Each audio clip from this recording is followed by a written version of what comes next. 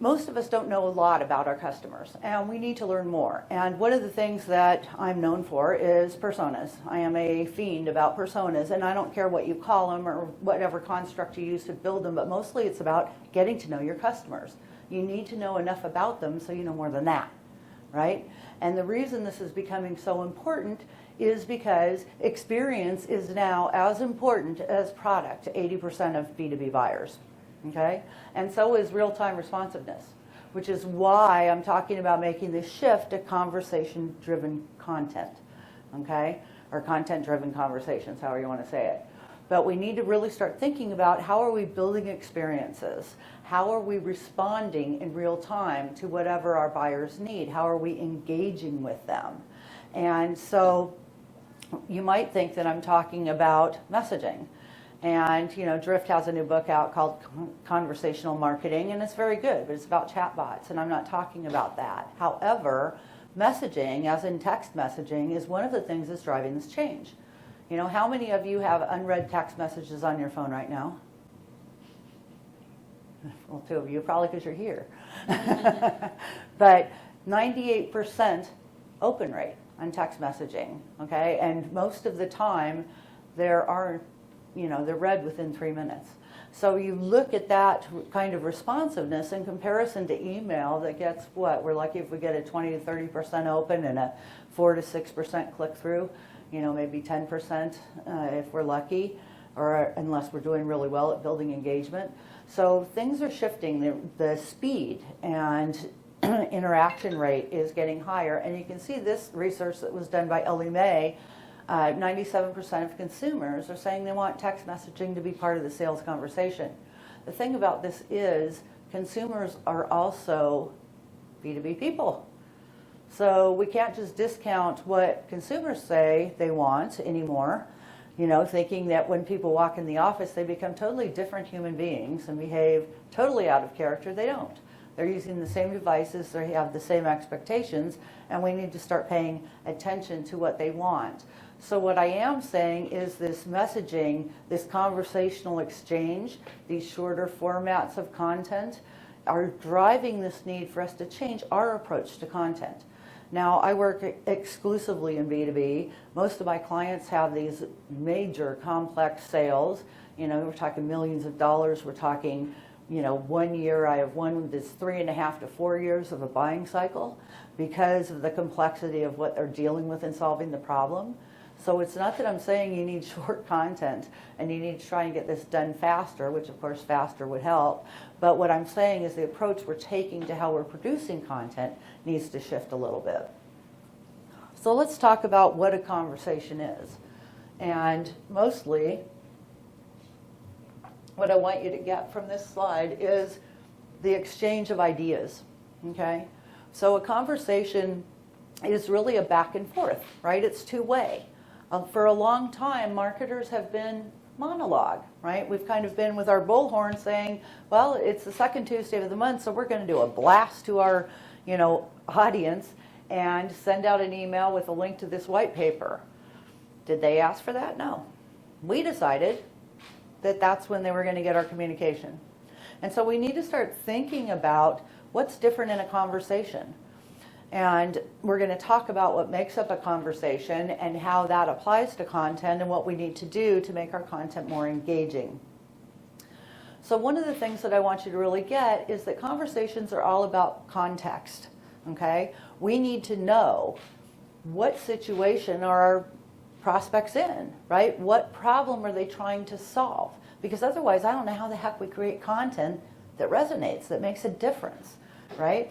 So we need to look at all of our content and we need to say, when our prospect, and hopefully we're not sending it to the 10,000 people in our database, we're sending it to a persona-driven segment, right, that's going to have the same perspective and thinking and needs.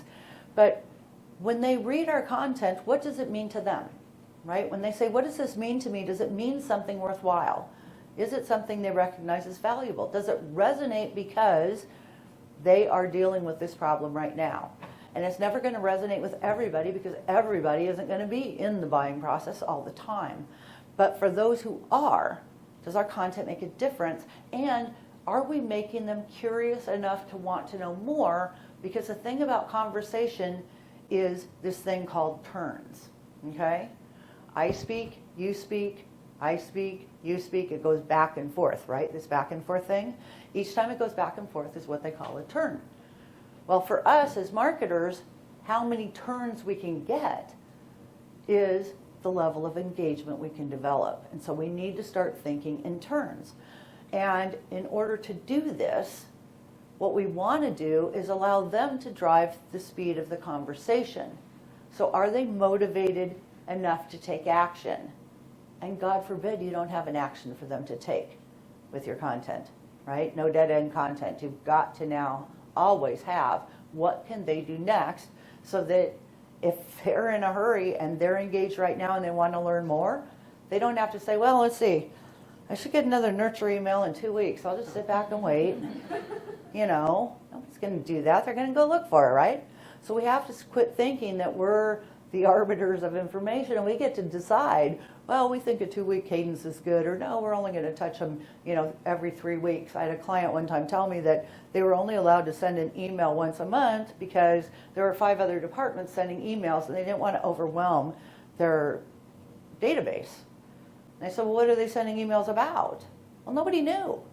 And I said, okay, so what you're telling me is that your clients are getting 5 different conversations that they probably never asked for every month, but you're unable to drive the conversation you need to, in order to forward an opportunity, because all these other people are, you know, sending stuff out.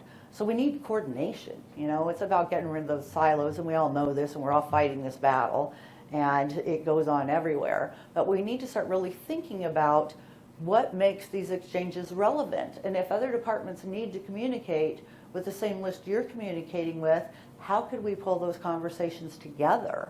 How could we make them work together and even feed each other? So we need to think about that. But the other thing about context is it requires depth. How many of you have read an article that has a sentence that's something like this in it?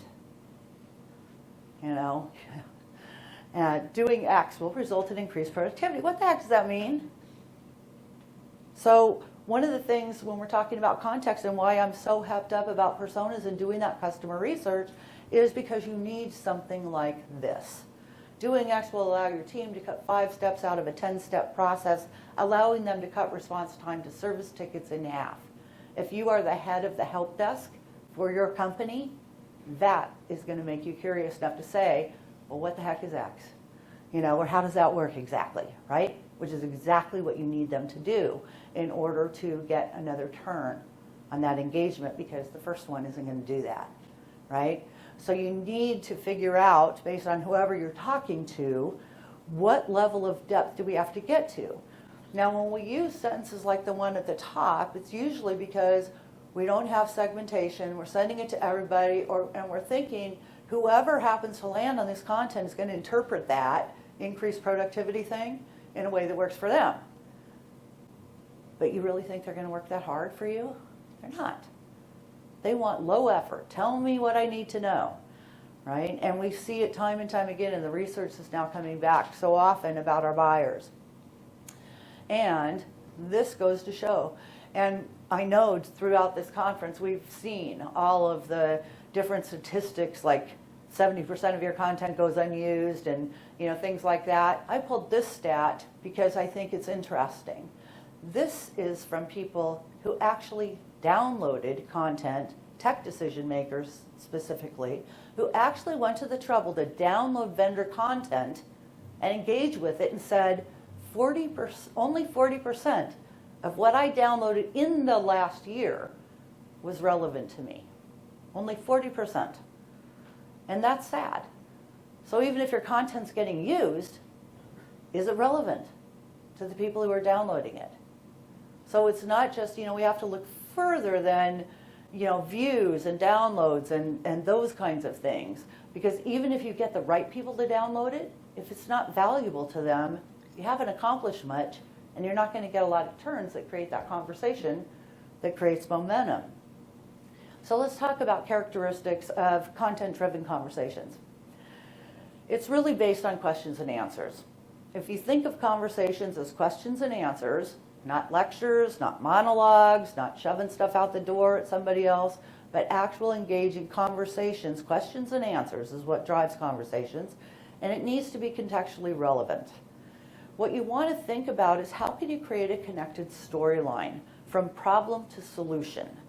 If you're interested in solving this problem because you engaged with this content, here you go. Here's the next thing you need to know. Oh, good, you engaged with that. Now, building on this story I've told you, and what we have to realize is context changes as they learn from you, right? So if they've read 3 pieces into your problem to solution story and they come across another elementary piece back in the beginning, they're already beyond that. So it's not going to be engaging to them. So that's one reason even more that we need to use our systems, our marketing automation systems, what have you, to know what people have engaged with. Because as they learn more, their demands become deeper for levels of information. And it needs to be easy to engage with. Demand Gen Report does a content preferences survey every year.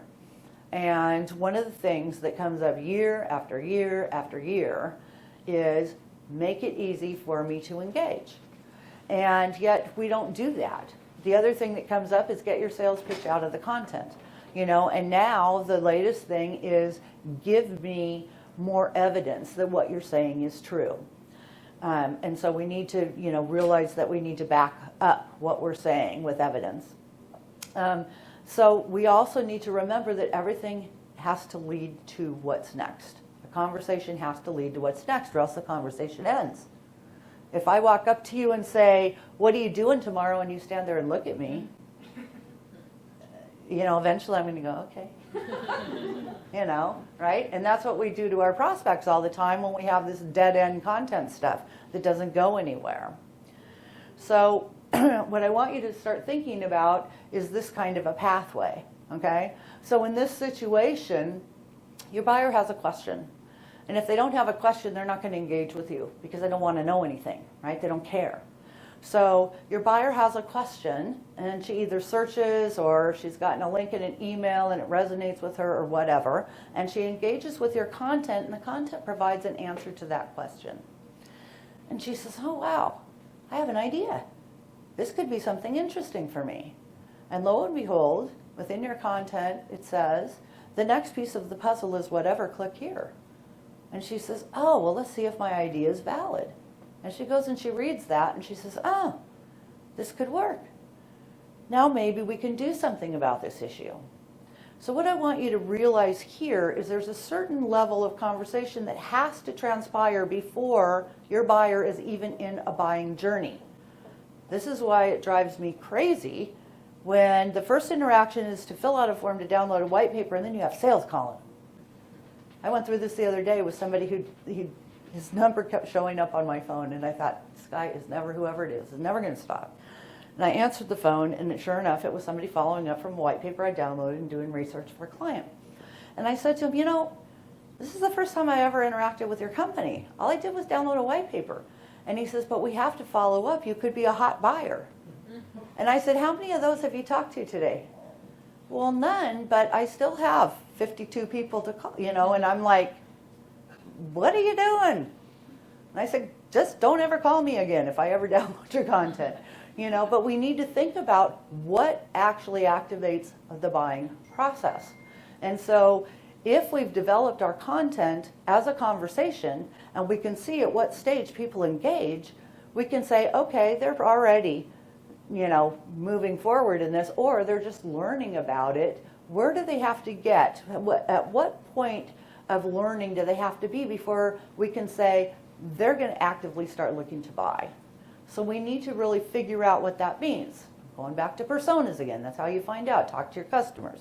What steps made that happen? But this is one of those things where it's kind of like it keeps circling around. Buyer has a question, she gets an answer, she gets it validated, she takes another step forward. Whatever she's learned from that exchange prompts another question.